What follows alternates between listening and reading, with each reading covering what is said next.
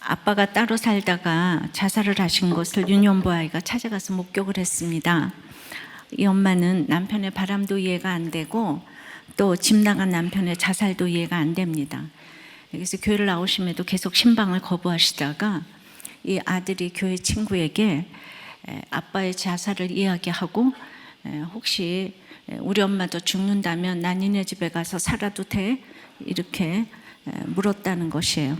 그 이야기를 듣고서야 그 신방을 받으셨어요. 이 사역 보고를 한 사역자는 목사님, 저 또한 사촌형이 자살했다는 것이 너무 창피해서 장례식장도 가지 않았고 지금도 가족들은 사촌형의 이야기를 하는 것이 금기시되어 있습니다.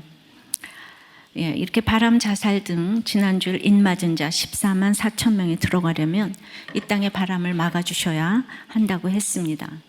남편의 바람도 태풍이겠지만 그 태풍에서 아내의 교만과 시기와 질투에 바람이 더 맹렬한 것을 보면 다 똑같은 태풍이 아닌가 싶어요. 반대의 경우도 마찬가지겠죠. 질병과 죽음 등 수많은 바람의 종류가 있지요. 근데 상대방이 악을 행한다고 나도 분하다 못해서 이제 억울해서 죽고자 한다면 피해자, 가해자 모두 100% 죄인인 이 세상에서 이 땅의 바람의 한계라는 생각입니다. 누군들 예외가 있겠습니까? 그래서 죽을 수밖에 없는 인생인데 누군가의 바람은 전적으로 붙잡아 주셔서 구원받는 것입니다. 내 힘으로는 그 지진과 태풍을 도저히 붙잡을 수가 없습니다. 우리 모두 종류는 다르지만 이런 태풍 속에 있는 집이 많습니다. 지난주 포항에서 강도 5.5의 지진이 발생했고 판교까지 새로 지은 건물들이 흔들렸다고 해요. 감사하게도 반석 위에 지어서 그런가 우리들 교회는 흔들리지 않았습니다. 그래서 기초가 중요합니다. 살아나고 살리기 위해서 표징의 인생이 되어야 합니다.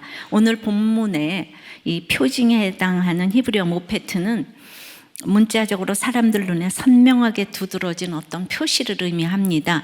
즉 세상 사람들이 죽었다가 깨어나도 못할 그 적용을 해야 하나님이 여호와인 줄 알 수 있는 행동을 말합니다.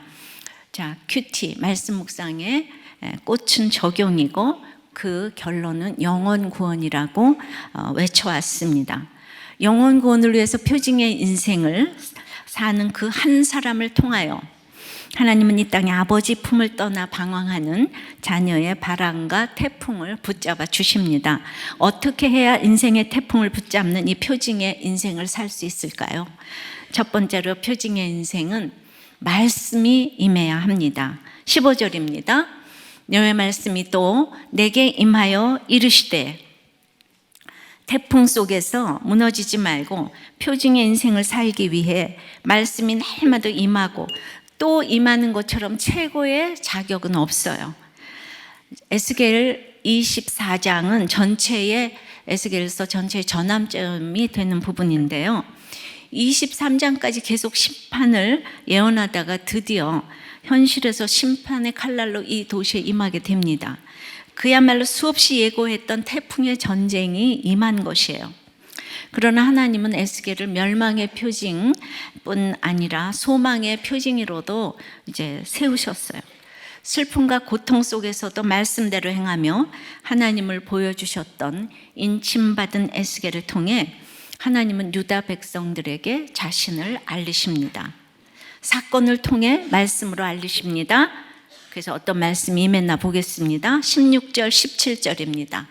인자야, 내가 내 눈에 기뻐하는 것을 한번 쳐서 빼앗으리니 너는 슬퍼하거나 울거나 눈물을 흘리거나 하지 말며 죽은 자들을 위하여 슬퍼하지 말고 조용히 단식하며 수건으로 머리를 동이고 발에 신을 신고 입술을 가리지 말고 사람이 초상집에서 먹는 음식물을 먹지 말라 하신지라. 내 눈에 기뻐하는 것은 여기서 아내를 말해요. 한번 쳐서 빼앗는 것은 도련한 죽음을 의미해요. 그리고 이 일을 하나님께서 행하시겠다고 하십니다. 그러면 이제 기뻐하는 아내를 한번 쳐서 빼앗는다는 것이 무엇일까요? 이게 아내를 너무 기뻐하니까 사역에 방해가 돼서 데려가실 수도 있고요. 그보다는 사역을 위해 각자 기뻐하는 것을 빼앗길 날이 온다는 상징으로 빼앗으실 수도 있습니다. 근데 이제 에스겔이 1장에 보면 사로잡힌 지 5년이 지나 30살의 나이에 선지자로 이렇게 부름받은 것을 생각하면 에스겔의 아내는 훨씬 더 젊지 않았겠습니까? 그래서 참 젊기도 했고 그래서 더 기뻐하는 아내였으리라 생각이 돼요. 근데 아내의 갑작스럽고 충격적인 죽음에도 불구하고 이 슬픔의 감정을 전혀 표현하면 안 된다는 거예요. 그것을 그 2절에 보면요, 그 절대 금지 어구가 무려 6번이나 사용돼서 그 슬픔의 표현을 극단적으로 제한해야 된다는 거예요. 그러니까 아무 일 없다는 것처럼 행동해야 했어요. 그러니까 보통 죽은 자들에 대해서 애통하는 것처럼 하지 말고 이 표징의 인생을 살기 위해 철저하게 감정을 억제하며 조절해야 하는 자기 부정을 요구하십니다. 그래서 에스겔은 이 슬플 때 상주의 옷을 입는 대신에 축제용 수건을 머리에 썼어요. 그리고 맨발로 다니는 대신에 신발을 신어야 했습니다. 이 에스겔 말씀이 바로 저의 말씀이었어요. 내 눈에 기뻐하는 남편을 한번 쳐서 빼앗는 사건이 저에게도 왔어요. 저는 영육간에 실제로 기뻐하는 것을 쳐서 빼앗으시는 것을 시기마다 경험했습니다. 저의 학벌과 경력과 제가 기뻐하는 것이 많았기에 그것을 하나씩 빼앗으시지 않으셨다면 저는 이런 사명의 인생을 살 수가 없었다고 생각합니다. 그래서 학생회 때, 며느리 때, 아내의 때 때마다 일단은 제가 어렸을 때부터 힘들었으니까 누리는 거 이거 많이 빼앗으셨는데 그럼에도 불구하고 제가 애써서 쌓아놓은 모든 이 학벌, 경력 이것도 다 빼앗으셨는데 이제는 하루아침에 남편까지 빼앗으셨어요. 성경에서도 고아와 과부를 가장 불쌍히 여기라고 하셨기에 가장 최고의 형벌 같은 일이 온 것입니다. 제 남편은 자기 방식대로 저를 끔찍히도 아꼈지만 제 삶은 너무나 힘들었습니다. 근데 오늘 성경에서 보니 그 힘든 남편이 내 눈에 기뻐하는 남편이라고 합니다. 그게 어떻게 그럴까? 제 남편은 너무나 의롭고 교장 선생님 같고 시아버지 같고 게다가 의처증 비슷한 것이 있어서 나가지도 못하게 하고 그래서 저는 모든 것에 동여매물 당하고 살았어요. 내가 천국을 빙자해서 죽는 것이 나을 만큼 힘들었기에 드디어 십자가의 아픔을 조금 알게 됐고 성경이 깨달아지기 시작했습니다. 그 기쁨이 세상이 주는 기쁨과는 너무 달라서 이제 이런 기쁨을 가지게 한 남편이 너무 이제 고마워서 나의 기뻐하는 남편이 되어 생명을 내놓고 기도하게 되었습니다. 그런데 그 기뻐하는 남편을 또 쳐서 빼앗으신 것이에요. 다윗도 이스라엘의 구원을 위해 나와 내 아비집을 치소서 한 것처럼 표징의 인생을 살기 위해서 선지자 자신을 먼저 치는 것이 필요했습니다. 하나님의 말씀을 전하는 사람들에게 이러한 희생이 개인적으로 고통일 수 있지만 하나님의 뜻대로 그리스도 예수의 사도된 바울처럼 에스겔도 죄에서 구원해내는 사명에 기름 부으심이 있기에 희생의 역할을 기쁘게 감수해야 했습니다. 그러므로 이 일로 슬퍼하지 말라고 하십니다. 적용해 보세요. 여러분 눈에 가장 기뻐하는 것을 쳐서 빼앗긴 일은 무엇입니까? 이 슬픈 일이 하나님이 행하신 일이라는 것이 믿어지십니까? 자, 표징의 인생은 말씀이 임하면 두 번째, 받은 명령대로 말씀이 임하면 받은 명령대로 행해야 합니다. 18절입니다. 내가 아침에 백성에게 말하였더니 저녁에 내 아내가 죽었으므로 아침에 다 같이 내가 받은 명령대로 행하매. 자, 아침에 말하고 저녁에 죽었는데 아침에 받은 명령대로 행하는 것이 바로 이게 적용이에요. 적용. 가장 기뻐하고 가장 도움이 되었던 젊은 아내가 하루 만에 죽었는데 명령대로 슬퍼하는 모습을 보이지 않았다는 것입니다. 에스겔은 그 자신이 하나의 상징이어야 했어요. 에스겔이 유다 백성에게 표징이 되기 위하여 그는 하나님의 말씀을 삶으로 살아내고 보여야 했습니다. 그래서 그 기뻐하는 아내가 죽자마자 사명으로 지금 나간 거예요. 이것은 비인간적인 게 아닙니다. 원래 레위기에 보면 제사장은 가족 외에는 죽은 자를 그 만짐으로 스스로를 더럽히지 못했어요. 대제사장은 더 나가서 아예 죽은 자를 만지지 못하게 했어요. 그만큼 사명자는 가족을 객관적으로 보라고 하는 것입니다. 일반적 사회적 관습과는 구별된 모습을 보이라는 말씀이었어요. 거룩은 구별된 것이고 구별되기 위해서는 죽어짐이 필요합니다.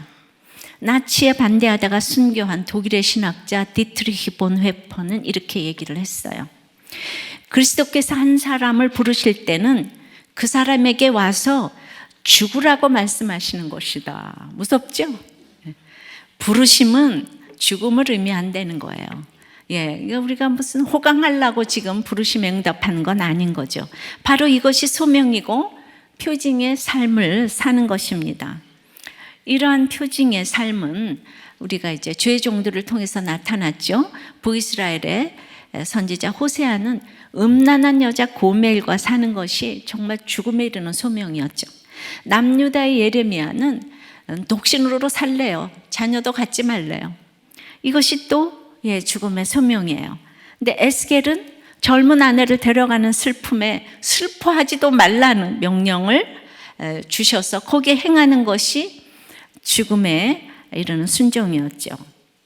자, 에스겔은 에스겔이라 하더라도 에스겔 아내는 뭐예요? 이름도 없이, 아무도 알아주는 사람도 없이 허망한 죽음을 지금 맞이했습니다. 그러나 이 에스겔 아내는 이스라엘 백성에게 얼마나 큰 경종을 울리고 유익을 끼치는 자가 되었는지 모르겠습니다. 자, 이름 없는 내 남편 또한 죽었어도 이 30년 동안 수많은 사람에게 주님을 믿을 동기를 허락해주고 죽게 인도하는 사람이 되었습니다. 하루아침에 간 남편이 없었다면 어떻게 이 사역을 할 수 있었겠습니까?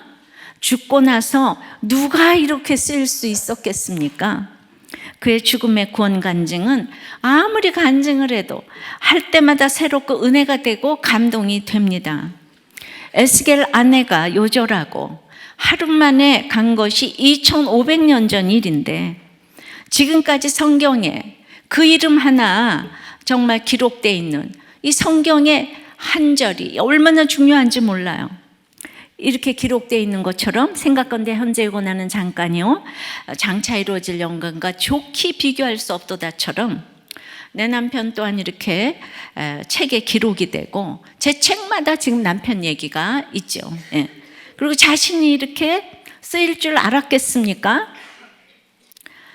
저도 남편이 구원까지 받았으면 저에게 얼마나 절대적인 도움이 되겠습니까? 우리 남편은 너무 능력자고 병원의 원장인데 사역을 해도 남편이 울타리가 되어야 할 수 있고 지나고 보니 아무리 힘들다고 해도 이 남편이 없으면 모든 것이 엄살에 지나지 않을 만큼 여자에게 남편은 절대적인 것입니다. 지나온 길을 생각하면 어떻게 왔나 싶을 만큼 남편의 죽음은 나를 조롱케 하고 무시받게 하고 사역을 할 수 없게 하는 일이었어요. 남편이 누워만 있어도 남편이 있어야 이 사역을 할 수 있는 것인데 그 남편이 젊은 나이에 없어졌어요. 그런데 그때도 지금도 아침에 받은 명령이 있기 때문에 행할 수 있는 적용이 있는 것이에요. 옳고 그름이 아니에요. 남편의 죽음이 어떻게 옳고 그름이겠습니까? 근데 아침에 내가 받은 명령은 너무도 중요한 삶의 지침이었어요. 내 눈에 기뻐하는 아내보다 아침에 받은 명령대로 행하는 것이 표징의 인생을 살 수 있는 비결인 것입니다. 마찬가지로 제 눈에도 제 눈에 기뻐하는 남편보다 아침에 받은 명령대로 행하는 것이 표징의 인생을 살 수 있는 비결이었다고 고백을 합니다. 적용해 보세요. 이 기가 막힌 상황에서 여러분은 아침에 받은 명령이 있습니까? 이 말씀을 보지 않으면, 큐티를 하지 않으면 무슨 말인지 모르실 거예요. 자, 그리고 그 받은 명령대로 행하고 있습니까? 받은 명령이 있어야지 또 행할 수가 있겠죠. 예. 그래서 표징의 인생은 세 번째, 남의 간증에 공감을 해야 돼요. 즉 남의 아픔에 공감을 해야 되는데 19절에 백성이 내게 이르되 네가 행하는 일이 우리와 무슨 상관이 있는지 너는 우리에게 말하지 아니하겠느냐? 이러는 거예요. 이 땅에 포로로 살고 있는 우리들은 도무지 에스겔의 행동이 이해가 되지 않습니다. 아니, 네 안에 죽은 것이 우리하고 무슨 상관이 있냐? 남의 고난이, 남의 간증이 나와 상관이 없는 것이에요. 그래서 아무리 대단한 간증을 해도, 오늘도 사실 대단한 간증을 들으셨습니다. 그래도 그 간증이 나와 무슨 상관인데? 이러는 것이 이 시대의 교회에서 가장 교만한 모습이 아닐까 생각합니다. 이제 교회는 나가시는 분인데 아들을 힘들게 하는 어떤 성도의 아버지가 우리도 교회 예배에 처음 오셨어요. 그 구체적인 죄의 고백과 회개 이야기는 처음 들으셨기 때문에 걱정이 됐어요. 이 아들이. 자기 아버지가 좀 있는 분이거든요. 아니나 다를까 상당히 불쾌하시면서 간증을 듣고 저런 얘기는 교회에서 왜 하냐? 저게 나하고 무슨 상관이냐? 저게 무슨 자랑이라고 이렇게 많은 사람 앞에서 저런 이야기를 하냐? 그러면서 계속 와서 군시렁군시렁 하시니까 아무리 설명을 해도 너랑은 도저히 말이 안 통한다 그러면서 화를 버럭 내시고 가버리셨어요. 이렇게 간증이 나와 상관이 없고 도리어 화를 내고 싫어하는 사람이 있는 것이 교회의 실상입니다. 여러분도 오늘 간증하신 집사님이 바람핀 남편을 위해 간을 이식해 줬는데 진짜 여러분 같으면 간을 내주실 수 있겠습니까? 그리고 이 간증이 여러분과 상관이 있습니까? 없습니까? 있습니다. 그러니까 그 화내신 분은 그 화를 내고 왜 화를 내고 가셨을까 생각해 보니까 본인이 바람을 피지 않았을까 뭐 이런 생각을 좀 합니다. 그러면 그렇게 와서 기분 나빠하더라고요. 괜히 그렇게 기분 나빠할 일이 없잖아요. 그죠? 예. 저 또한 남편이 죽은 것이 무슨 간증이겠습니까? 살아나야 간증이 아니겠냐고 하지 않겠습니까? 남편이 죽으면 슬퍼해야지 무슨 할렐루야야 돌지 않았어? 누구 죽을까 봐 어떻게 예수를 믿겠어? 큐티는 무슨 큐티야? 이런 얘기를 제가 얼마나 수도 없이 듣고 왔겠습니까? 그렇게 찌질한 간증은 나와 상관이 없습니다. 하기도 듣기도 싫습니다. 기분이 나쁩니다. 이렇게 수없이 나를 싫어하는 사람들 속에서 지금까지 어떻게 왔을까를 생각하면 눈물이 앞을 가립니다. 그러면 내 남편은 젊은 나이에 죽었는데 제가 무슨 확신을 주면서 왔을까요? 살아난다고 하면서 왔을까요? 두고 보라, 앞으로 잘 되는 일만 있다. 또 그 당시에는 앞으로 2000년도에 나는 휴거될 거다, 나를 따르라, 다들 모여라 이러면서 왔나요? 확실한 것은 아무것도 없었어요. 세상적으로 짠하고 그냥 도리어 나를 따르라 할 것이 하나도 없었어요. 도리어 되는 일이 없어 보였지요. 어떻게 왔나요? 정말 상관이 안 되는 간증을 했지만 글쎄 거기에서 공감하는 분들이 있더라고요. 한쪽에. 그리고 저 또한 이렇게 젊은 나이에 과부가 되어서 이 안 되는 일을 겪으면서 이렇게 남의 아픔과 간증에 공감하며 남의 아픔에 상관이 있게 되었어요. 적용해 보세요. 다른 사람의 간증이 나에게 상관이 있습니까? 없습니까? 20절입니다. 내가 그들에게 대답하기를 여호와의 말씀이 내게 임하여 이르시되, 그러니까 이제 뭐라고 애매한 소리를 하고 이래도 그럴 때 늘 에스겔 선지자에게 대답할 수 있는 여호와의 말씀이 임했어요. 에스겔은 말씀으로 그 대답을 항상 대신했어요. 그럼 게임 끝이에요. 하나님의 말씀이 살았고 능력이 있기 때문에 정말 30여 년 동안 날마다 그날 말씀으로 내 인생을 설명하는 거예요. 하루하루 아침에 받은 말씀이 가장 최고의 대답이었어요.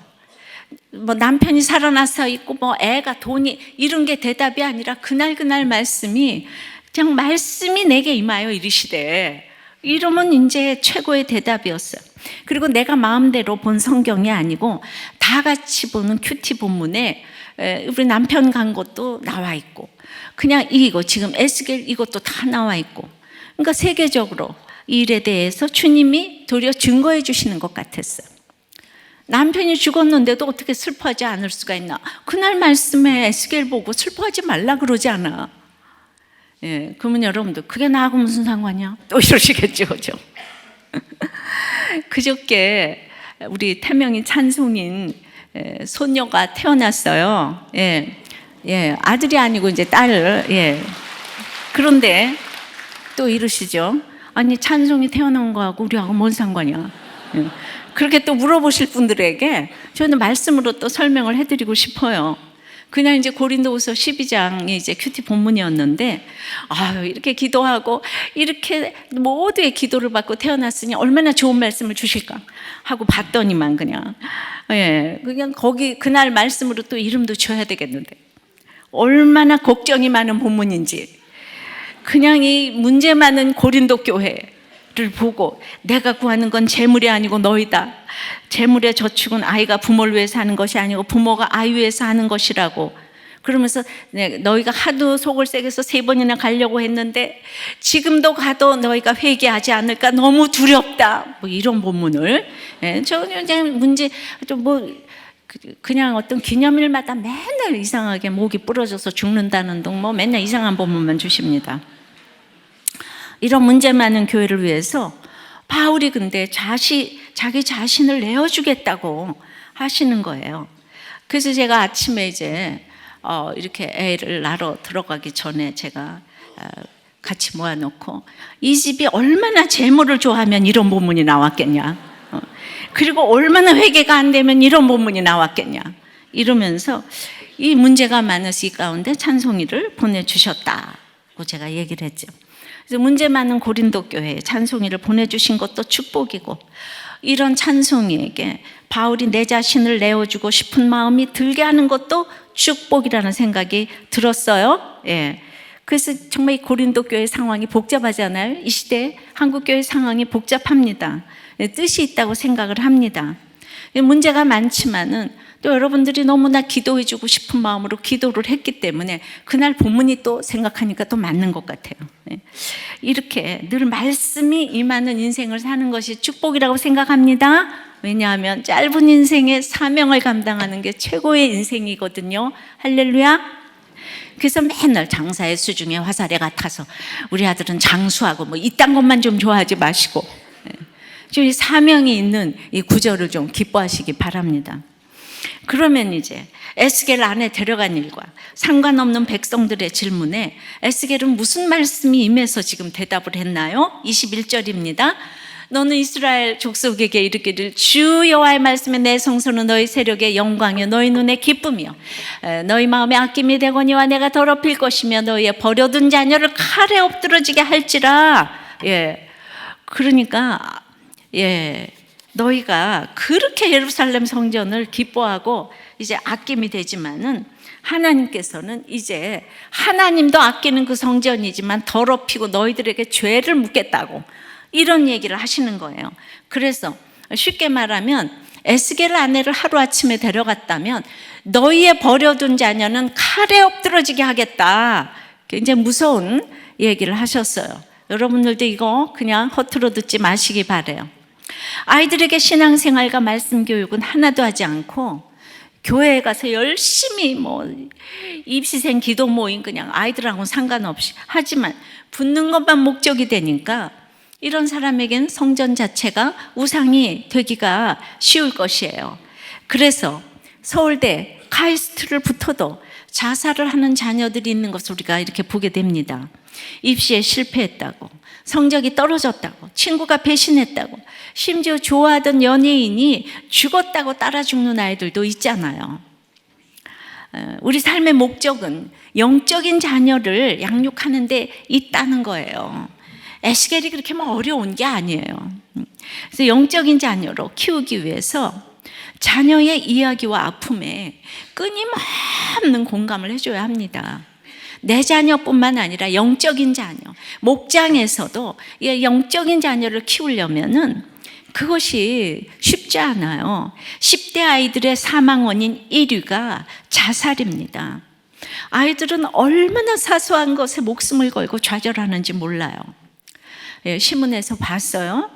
싫어합니다. 스마트폰을 빌려줬는데 그 아이가 메모리 칩을 빼고 돌려줬다는 거예요. 그러니까 이 아이가 그걸 받고는 너무 기가 막혀서 왜 빼고 줬냐 그랬더니 나는 절대로 안 가져갔다고 하고, 선생님한테 가서 말하니까 선생님도 뭐 편을 안 들어줬다기보다는 좀 기다려보자, 그냥 이 정도로 얘기를 했는데 자기 편이 없는 거예요.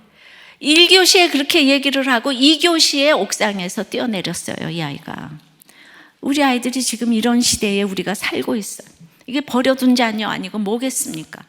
아이들에게 말씀으로 늘 양육을 하고 서로 나누고 이래야 되는데 뭐 좋은 거 먹이고 맨날 오냐 하는 게 이게 공감은 또 아닌 거죠.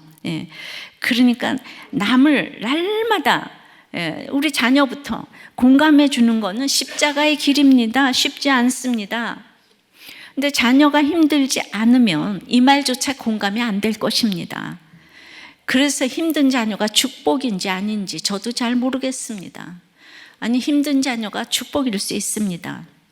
하나님도 에스겔 16장에 보면 에스겔 보고도 피투성이라도 살라고 공감해 주시면서 양육해 가셨습니다.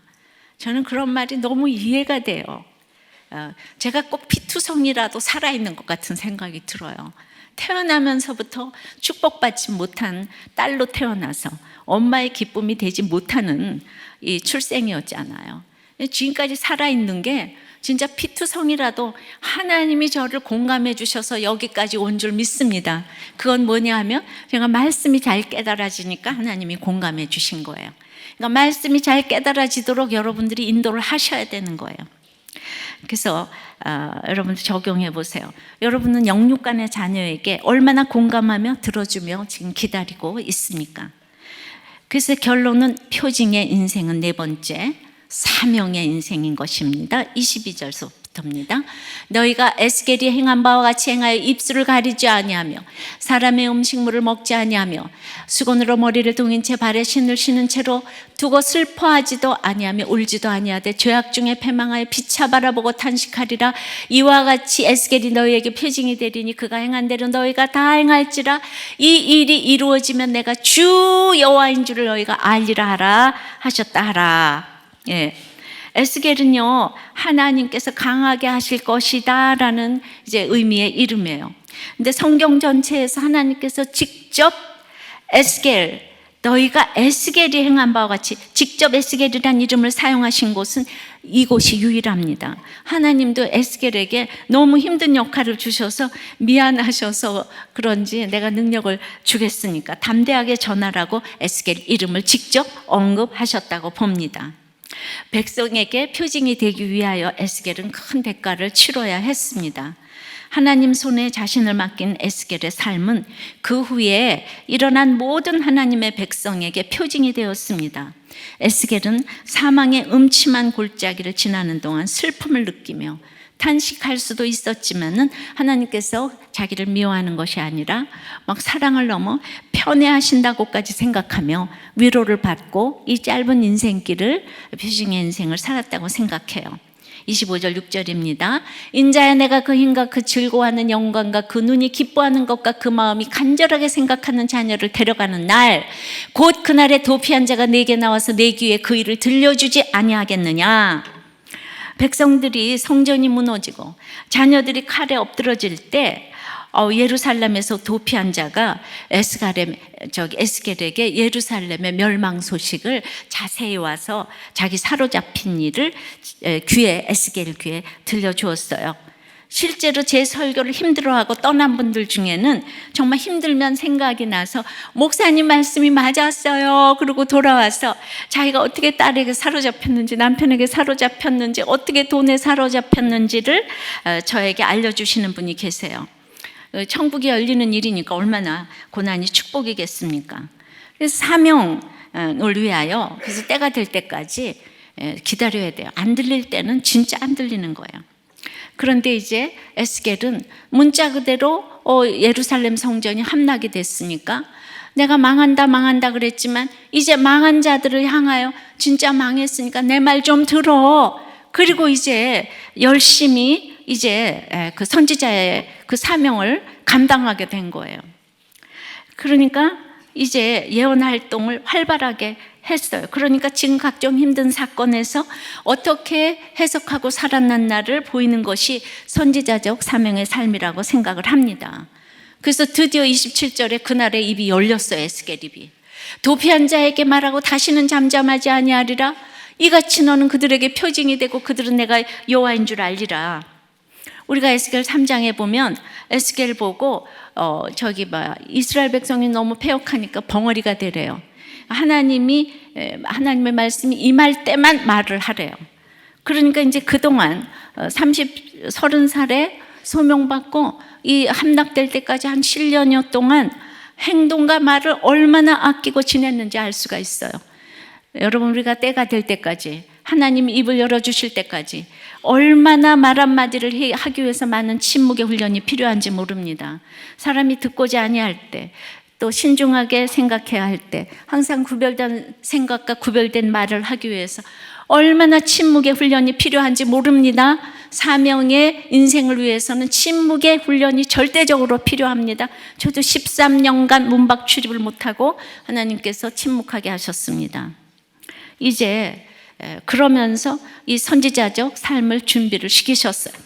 남편과 저는 지금 생각하면 선지자적인 삶을 살라고 미리 훈련시켰다는 생각이에요. 놀러 다니고 방탕하게 산 게 아니고 남편은 주일도 병원 문을 열어놓고 산모를 받았어요. 그리고 안식일의 주인이라고 외쳤어요. 밤을 새고 산모를 받고 낮에는 외래를 보았어요. 정말 눈꺼틀 새 없이 바빴습니다. 그러니 밤낮 없이 환자를 보고 저는 집에서 벙어리가 되어서 큐티몸을 하고 영육간의 부부가 선지자적인 삶을 살았다는 생각이 들더라고요. 누구를 위해 산다는 것은 영육간의 아주 힘든 삶이에요. 돈만 벌기 위해서 살았다면 아마 환자가 없었을 것입니다. 근데 남편은 자연분만을 고집하며 제왕절개는 웬만하면 하지 않았습니다. 또 자연분만으로 태어나도 건강하면 집에 가서 고깃국 끓여 먹는 게 입원하는 것보다 낫다 그러면서 입원도 시키지 않았어요. 돈과 상관없이 항상 산모를 위해서 결정을 하니까 믿을 수 있는 병원이라고 산모들이 몰려왔습니다. 또 간호사들에게도 일을 아무리 잘해도 하룻밤 외박하고 들어오면 당장 그 자리에서 내보냈습니다. 그러나 평소에 우리가 나갔다 올 때 거의 한 번도 안 거르고 먹을 것을 사다 주었습니다. 온통 하루 종일 다른 사람밖에 생각하지 않는 것 같고 자기 생각같이 산모를 생각하지 않는다고 불같이 화를 내니 다들 벌벌 떨었습니다. 생각하면 여자를 만난 것도 아니고 도박을 한 것도 아닌데 돈도 너무 아끼고 야구르트 값도 자기가 내고 있어도 안 쓰는 훈련을 너무나 무섭게 시켰지요. 근데 형제들에게는 아까운 것이 없고요. 제가 이제 가난한 집 아들이면 이해가 되는데 부잣집 아들이니까 이해가 안 되잖아요. 그러니까 또 진짜예요. 네. 제가 늘 성격도 성경적이라고 했는데 맞습니다. 전기불, 수돗물도 아끼고 집에 자동차가 있어도 저보고 버스 타고 다니라고 하고 휘발유도 하나도 안 나는 나라에서 골프는 왜 치냐, 자동차는 왜 타냐, 나중에 자동차를 타게 되니까 또 큰 차는 왜 타냐. 그 당시는 정말 해석이 안 되고 믿음의 분량이 있는데 힘들었지요. 근데 지나고 보니 이 모두가 표징의 인생 아니겠습니까? 엄청나게 남편에게 유익을 끼쳐서 남편이 저에게 돈을 줄 수밖에 없는 일이 생겼어요. 돈으로 가지고 있으면 네 돈이 내 돈이고 내 돈이 내 돈이 남편이기 때문에 또 뺏길 것이기에, 그리고 또 남편이 알게 써야 되기 때문에 제가 그 돈을 가지고 그랜드 피아노를 사고, 그리고 백화점을 싫어하는 남편 때문에 남대문에 가서 내가 밍크 코트를 하나 샀어요. 그 돈도 맞아 떨어졌고 특별히 남대문을 강조하면서 이제 밍크 코트를 샀어요. 그런데 남편은 힘들고 어려운 이 동네에서 대민봉사를 하는 병원의 사모가, 그래 이 동네에서 밍크를 입고 다닐 수 있겠냐, 그러면서도 네가 예수 믿는 사람이냐, 불같이 화를 내며 시뻘건 난로에 그 밍크를 던졌어요. 저는 그날 그냥 그 밍크를 다 불태우고 싶었어요. 예. 남편은 물론 지금 밍크 입은 분들도 이 얘기 듣고 너무 괴로워하지 마시고 30년 전이니까 지금하고는 또 상황이 다릅니다. 또 남편은 무의촌에 가서 어려운 사람 돌보면서 살겠다고 했고 그때는 피아노를 나보고 또 거저 가르쳐 주라 그랬어요. 선지자적인 삶은 살고 싶다고 사라지는 것도 아닌데 우리 모두가 우리 부부는 다 부러워하는 환경에서 원치 않게 절제하며 죽도록 절제하며 힘든 환경을 이미 살게 하셨다는 생각이에요. 제가 힘들고 힘들었지만 우리들 교회뿐만 아니라 무너지는 한국교회를 위해서 작심하고 하나님을 통해 저를 훈련시킨 사람은 남편이었다고 고백하고 싶습니다. 제가 그런 훈련을 받지 않았으면 지금 교회 돈이 내 돈인 줄 알고 얼마나 마음대로 썼겠습니까? 저는 교회 돈을 그냥 너무 무서워서 쳐다보지를 못합니다. 전기돈 제가 먼저 꾸고 댕기고 그냥 이게 모두 배운 대로 훈련 받은 대로 합니다. 그 훈련도 13년은 받아야 합니다. 어렸을 때도 잘 살아서 피아노도 했지만 그래도 내가 힘들게 살았는데 이 부잣집에 가서 받는 훈련은 이거는 정말 무지막지한 훈련이었어요. 이렇게 가장 힘들면서 서로 눈에 기뻐하는 아내와 남편이 되어서 살았습니다. 에스겔인들 집에서 벙어리 되어서 사는데 괴롭지 않았겠습니까? 그러나 이제 영적으로 기뻐하는 아내와 남편이 맞다는 것입니다. 이해가 되십니까? 적용해 보세요. 가장 힘들면서 서로 눈에 기뻐하는 아내와 남편이 될 수 있는 것을 믿으십니까? 갑자기 제가 남편을 미화하는 것이 아닙니다. 처음부터 저는 똑같은 간증을 했는데 다만 오늘 본문에 따라서 왜 기뻐하는 아내와 남편일까에 초점을 맞추니 맞다는 것이죠. 어렵습니까? 이해되시죠? 그러나 남편이 예수가 없이 하는 이런 행위는 한계가 있었습니다. 제가 이렇게 깨달으면 적용은 남편이 한다고 했습니다. 예수도 없이 그렇게 옳고 그름으로 사는 이 남편은 그도저도 막 서로 지옥을 살 만큼 힘들었습니다. 이렇게 사는 것이 훈련이라고 해도 제가 얼마나 힘들었으면 자살 기도를 2번이나 했겠습니까? 우리 남편은 살아남았으면 정말 진보의 그냥 최고 꼭대기에 올라가가지고 정말 그러지 않았을까 싶어요. 그러니까 그게 예수 없이 하는 게 그게 사람 죽이는 거예요. 그러니까 또 진보 또 있는 분들도 저보고 그러죠. 나 무슨 말을 못하네. 그 하나님께서는 그러니까 예수 없이 의롭게 사는 게 그렇게 무서운 거예요. 하나님께서는 저를 훈련만 시키는 남편에게 너무 미안하셨던지 전적인 은혜로 요셉처럼 턱걸이 구원을 얻게 하셨습니다. 정말 하나님의 은혜가 아니고는 설명할 길이 없는 남편의 구원 얘기를 좀 하고자 합니다. 그렇게 완벽했던 남편이 갑자기 하루아침에 쓰러지고 그리고 이제 정말 에스겔처럼 딱 하루 만에 근데 이제 그때 병원에 목사님이 오셨을 때 목사님이 살려달라고 기적을 베풀어 달라고 하지 않고 오늘 천국문 앞에 서셨다면 어떻게 들어가시겠습니까? 물었습니다. 2 팔을 벌리고 십자가에 달린 것 같이 산소호흡기를 달고 수혈을 하면서 그 잘난 남편이 한 번도 누군가에게 무릎을 꿇어본 일도 없는데 의롭기가 하늘에 닿았는데 다 말만 하면 맞는 얘기만 하잖아요. 그 남편이 처음으로 나이도 어린 부목사님에게 예수 이름으로요 이렇게 분명하게 대답을 했습니다. 완벽주의인 남편은 간염보균자가 많다고 늘 한 달에 한 번씩 대민봉사를 하기 때문에 간기능 검사를 해야 한다고 간기능 검사 지정병원인 우리 병원에서 간기능 검사를 했습니다. 그런데 간암 말기로 간동맥이 파열이 되도록 안 나타났습니다. 인간의 생사화복은 하나님만이 주장하시는 걸 보여주십니다. 완벽주의를 여지없이 부셨습니다. 가망이 없고 화급을 다툰다는 선고를 받고, 우리 남편은 바람도 안 피고 부도도 안 났는데 부모에게는 효자고 아내에게는 바람도 한 번도 안 핀 열부이고 아이들에게는 학교 신경까지 쓰는 자부인 이 장로님 아들인 남편이 죄를 보기가 얼마나 어려운지 40년 만에 죽음을 앞에 놓고 죄 고백을 하게 하셨습니다. 중환자실에서 식구들 앞에서 예수 이름으로요 한 다음에, 제가 믿음이 없어서 교회를 안 나간 것이 아니고 죄를 많이 지어서 못 갔다고, 목사님은 내 직업을 아십니까? 하면서 산부인과 의사로서 낙태의 죄를 고백하며 회개를 했습니다.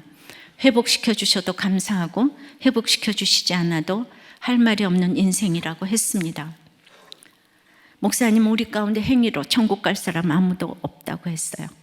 빵 만들 때 계란이 5개 중에 1개가 썩어도 알고는 안 먹고 10,000개 중에 하나가 썩어도 알고는 못 먹습니다. 그래서 나를 위해 죽어주신 예수님을 믿기만 하면 천국에 가는 것입니다. 이 주님을 내 인생의 구세주로 영접하시겠습니까? 남편은 목사님을 따라서 45년 만에 영접 기도를 했습니다. 주 예수님, 저는 죄인입니다. 세상이 인생의 주인이었습니다. 이제는 나를 위해 죽어주신 예수님을 내 인생의 주인으로 영접합니다. 연약한 인생입니다. 나를 받아 주시옵소서 하고 우리 남편은 천국에 갔습니다. 그는 구원도 받고 식구들에게 돌아가며 회개도 하고 유언도 다 하고 자신의 장례식을 제가 치루어야 하는 것까지 걱정하며 구원받은 자의 모습을 완벽하게 보여주고 떠났기에 더욱더 제 눈에 기뻐하는 남편이 되었고, 그는 더 이상 사랑할 수 없을 만큼 저를 사랑하는 모습을 보여주고 갔기 때문에 저는 그의 기뻐하는 아내라고 자부합니다. 이렇게 갑자기 쳐서 빼앗긴 사건이 생생하게 일어났습니다. 그런데 그때 바로 이 에스겔 말씀을 큐티한 거예요. 에스겔 아내를 데려갔을 때 저희 남편을 데려간 거예요. 30년 전 큐티 본문이에요. 그리고 이 슬픈 사건에 울지 말라고 하시는 거예요. 제가 말씀으로 또 따라가지도 못할 선지자와 에스겔 선지자와 같은 일을 당하게 하시니 정말 하나님의 말씀이 살았고 운동력이 있어서 사람의 첫마디 말과 비교가 되지 않는 말씀의 파워를 경험했습니다. 에스겔 선지자가 표징이 되어줌으로 저 또한 표징의 삶을 살기로 하고 남편의 죽음 앞에서도 말씀으로 살아난 간증을 들려주며 여기까지 왔어요. 이 간증은 또 다른 표징의 인생을 만들어내고 있습니다. 남편의 그 병상에서의 영접은 30년 동안 우리들 교회뿐 아니라 각 교회마다 또 세계 곳곳에서 셀 수 없는 수많은 사람들의 영접을 이루어냈습니다. 어떻게 한 사람의 병상에서의 영접이 이렇게 역사를 할 수가 있겠습니까? 구원에 대한 애통함이 흘러내려가게 했어요.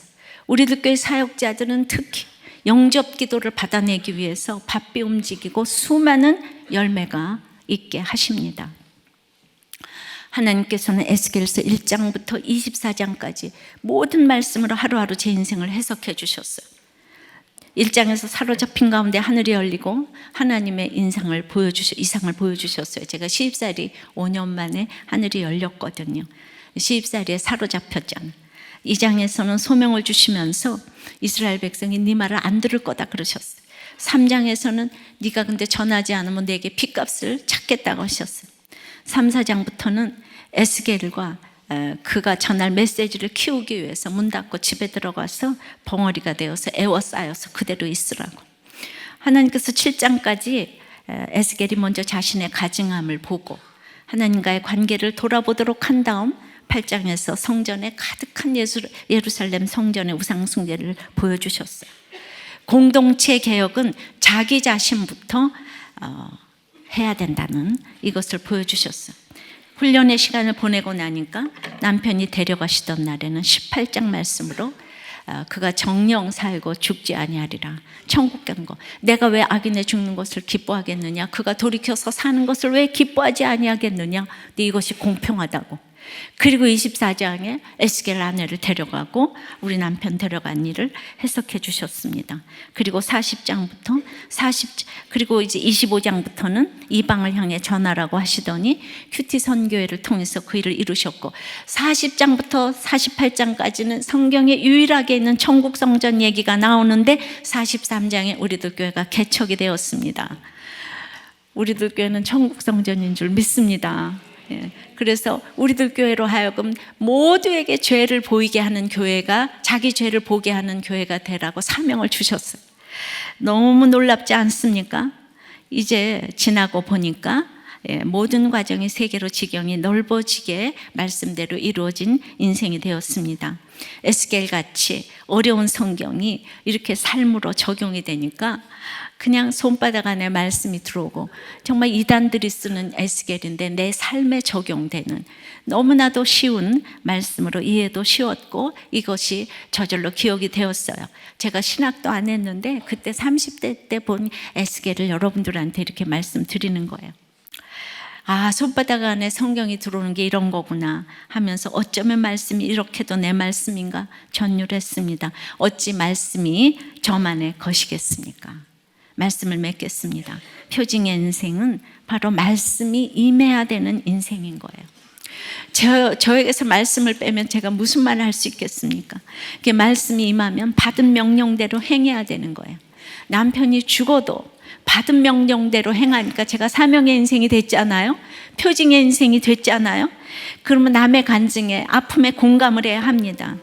바로 이 표징의 인생은 사명의 인생인 줄 믿습니다. 나의 고난을 약재료로 삼아서 상처가 별이 되는 간증을 말씀으로 계속 녹여내는 것이 표징의 인생을 살게 되는 줄 믿습니다. 여러분, 오늘 태풍 가운데, 지진 가운데, 너무 힘든 가운데 오셨습니까? 여러분들의 영혼이 너무 지쳤습니까? 오늘 표징의 인생을 주의 어깨에 기대어서 표징의 인생을 살기를 축원합니다. 찬양하고 기도하겠습니다. 말씀과 감사를 마음에 새기면서 유레이시며 찬양 드리겠습니다.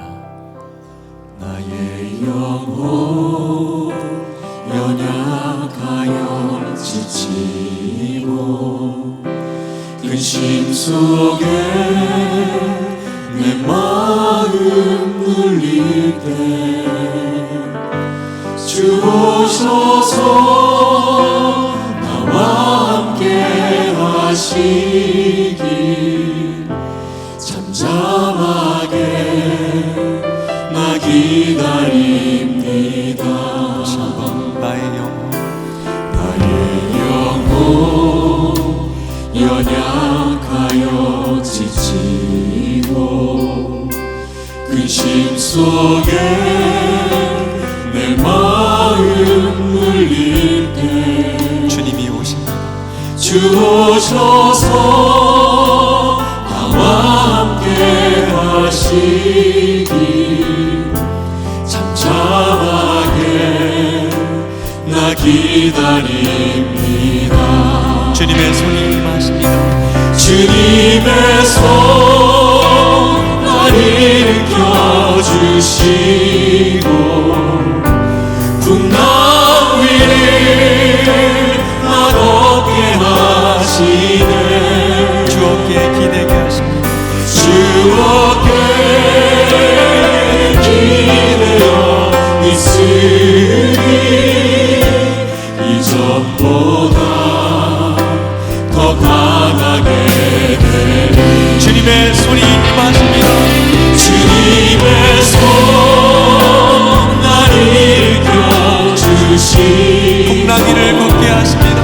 풍랑 위를 나 걷게 하시네. 주 어깨에 기대십시오. 주 어깨에 기대어 있으니 이전보다 더 강하게 돼.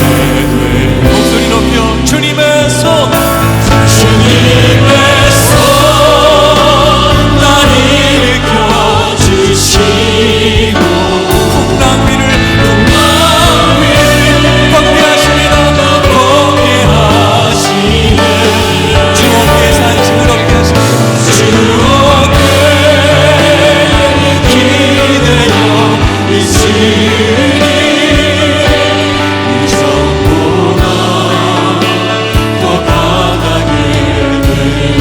어깨에 기대어 있으니 주 어깨 기대어 있으니 이전보다 더 강하게 여러분도 오늘 각자 기뻐하는 것을 빼앗긴 일이 있습니까? 그 무너짐을 통해서 나의 영의 세워짐이 이루어지게 해달라고, 그것을 통해 사명을 찾고 표징의 인생을 살게 해달라고 다 같이 주님 부르고 기도하겠습니다. 주님, 저와 지금 만난 인생이 남의 아픔에 무슨 상관이 있었겠습니까? 그런데 하나님은 저를 이렇게 쓰셔야 되니까 제 눈에 기뻐하는 것들을 다 정말 뺏어가시고 내려놓게 하시고 남편까지 뺏어가셨는데, 주님, 죽었다 깨도 제 힘으로 못할 것들을 이제 하나씩 하나씩 뺏어가셨지만 지나고 보면 또 뺏어가신 것이 아무것도 없는 것을 고백합니다. 하나님은 채워주신 것밖에 없는데, 그런데 이제 모든 것들을 전적인 주님의 은혜로 그 뺏어가신 것 때문에 주님 너무 고맙습니다. 이제 제가 정말 에스겔 선지자처럼 표징의 인생을 살아야 하는데, 사명의 인생을 살아야 하는데, 그런데도 아직도 제 눈에 기뻐하는 것들이 많이 있습니다. 주님, 제가 우리들 교회를 위해서 저 한 사람이 서 있어야 우리들 교회를 살려주실 터인데, 한국교회를 살려주실 터인데, 제가 이렇게 아버지 너무 연약합니다. 제가 서 있기가 너무 힘이 듭니다. 주님, 저를 세워주시옵소서. 너무나 부끄럽고 두렵고 자신이 없습니다. 주님, 저를 세워주시옵소서. 주님, 저를 세워주시옵소서.